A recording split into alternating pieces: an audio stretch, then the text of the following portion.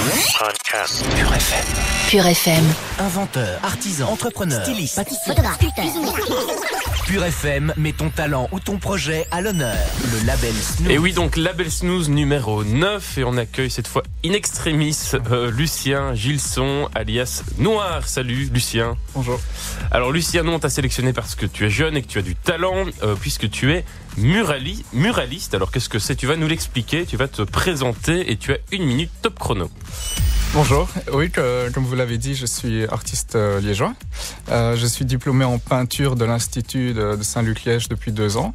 Je me suis spécialisé dans les fresques murales, c'est-à-dire qu'en fait, je réalise des peintures en grand format sur des murs. Je les réalise dans divers commerces, comme par exemple des magasins de vêtements, des salons de coiffure, ça peut être aussi dans des boîtes de nuit, à l'intérieur comme à l'extérieur, sur des façades.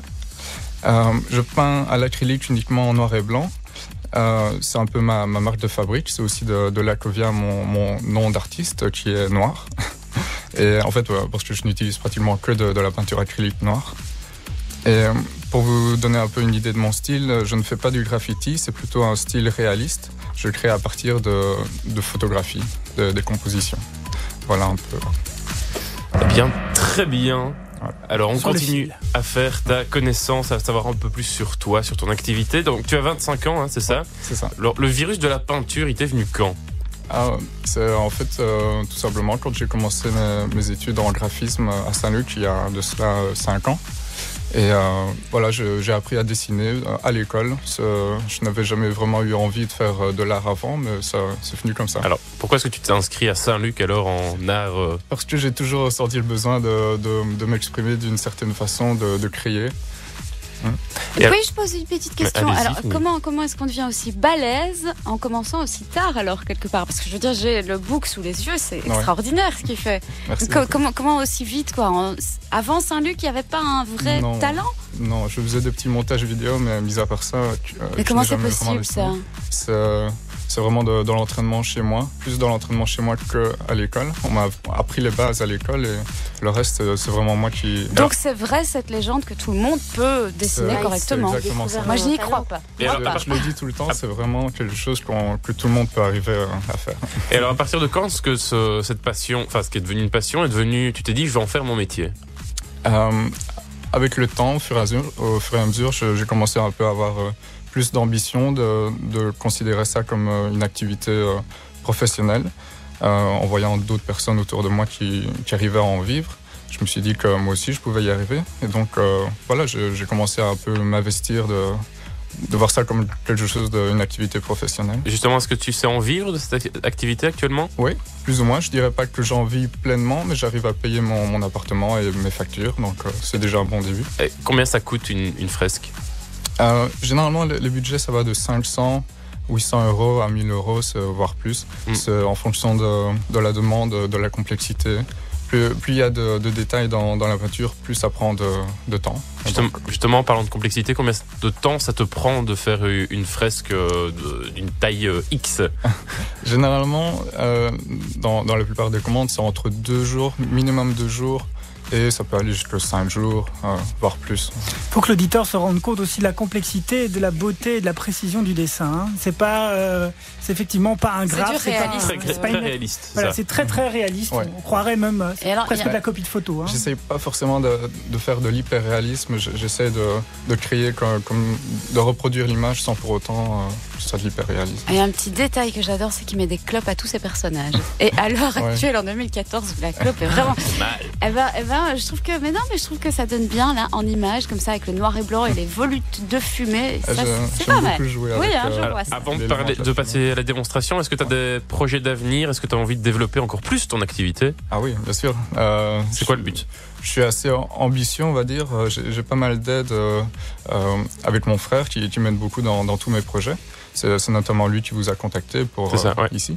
Et donc oui, on a l'ambition de créer une marque de vêtements, d'essayer d'avoir des commandes pour des fresques dans des entreprises qui ont une certaine renommée, de voir toujours un peu plus loin. C'est ça. Ok, très bien. Bon, on va passer à la démonstration. C'est parti. Pure FM met ton talent ou ton projet à l'honneur. Le label Snooze. Je veux voir ça. Explique-nous ce que tu as réalisé, ce que tu es en train de faire. J'ai préparé à l'avance une peinture d'un léopard en noir et blanc. Ok. Et donc, sur base d'une photographie. Et donc, ici, je vais terminer une partie de l'œil. Et pour vous montrer un peu la technique que j'utilise pour faire Ça, c'est de l'acrylique. C'est de l'acrylique, tout simplement, en noir et blanc. Mais c'est quoi exactement la technique? J'utilise le pinceau, de l'acrylique noir. Ok. Et j'utilise très peu de blanc. J'essaie de garder le blanc du support, du papier ou du mur. Mm-hmm. Et donc jouer sur les ombrages alors en quelque sorte pour faire des nuances de blanc. Alors vous, Fanny, qui êtes tout près, à quoi il ressemble le dessin là? Là, on a une tête de tique. Parce qu'il est à Liège, alors c'est une tête de tique.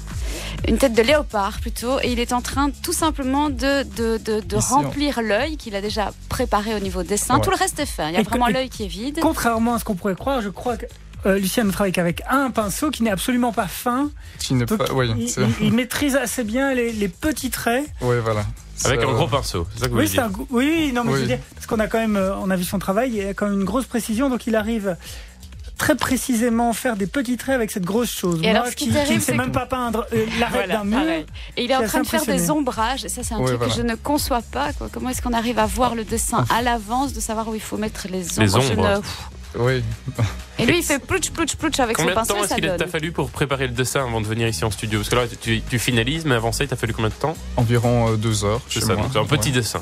Oui, ça c'est un très petit dessin. Pour toi, c'est un petit dessin. D'habitude, ça prend au moins 2, 3, 4 jours. Ouais. Et est-ce qu'il y a des trucs, là, je vois que tu as la photo à côté du fameux tête de léopard ou je ne sais pas quoi. Ouais. Est-ce que tu t'inspires toujours d'un exemple ou est-ce que parfois tu ponds les choses telles quelles? La plupart du temps, j'utilise des photos, mais ici, j'ai repris une photo telle quelle, mais d'habitude, j'essaye toujours d'apporter une touche supplémentaire pour... Des trucs que tu destroys un petit peu, j'ai vu ça, parfois tu joues sur les... Que ce ne soit pas la photo telle quelle, j'essaie d'apporter un univers autour. Alors, où est-ce qu'on en est? Est-ce que tu es... Je crois que c'est presque fini. L'œil est bien avancé, on va y rajouter un peu de maquillage. Il fait des moustaches. Les petites moustaches, si ça veut bien. Non.